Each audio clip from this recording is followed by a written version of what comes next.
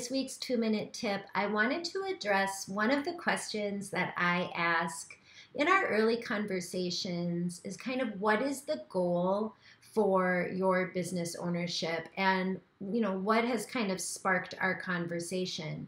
And sometimes what people will say is that they're leaving their job and they want to replace their corporate income, so cash flow. And so my mind goes to, okay, that's a pretty short-term situation that we're going to need to address as we, start our research together of what brands we should be considering. Some people will say, I know I want to build an empire. I want to build a big business, maybe even something we can bring the kids into someday. Who knows? Right now they're in their teens or even younger.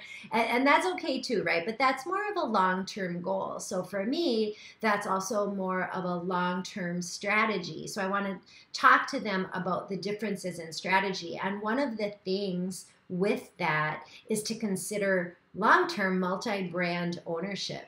So there's a couple different ways to kind of talk about that. People will say multi-unit ownership, so I'm going to own 7 Dunkin' Donuts, okay, just for an example. Or I want to be in a home services category, and I want to own multiple brands in that category, possibly parallel, where one brand is feeding the other brand. And so when that's the case, it's a different conversation, and it's also possibly a different set of franchises that we're going to talk about or that I'm going to introduce you to.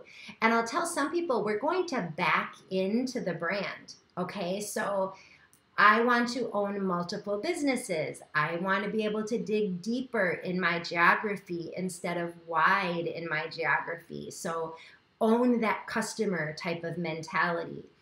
We're going to start with that conversation. I'll let the brand know we're still going to start with one brand with good opportunity or that you're most interested in, understanding we can always go deeper in the future. So I think the tip for this week is I'll need a short term, where do you want to be in a couple years with this business?